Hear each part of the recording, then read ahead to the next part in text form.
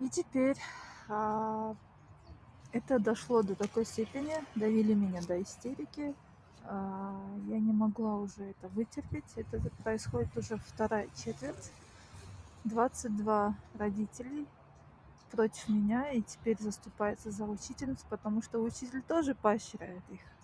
И теперь, как они с одного теста против меня начали вот эти свои войнушки, да, я написала в союз родителей, обратилась, они мне помогли своевременно, сразу же. Они написали управление образования на директора вышел, директор был в собрании, вывод такой, что они не имеют права, хоть и бабушка, хоть там супер какая-то опашка, не имеет права собирать в школе, возле школы какие-то сборы и не имеет права как какой-то родитель предлагать какие-то учебники. Все потом, как я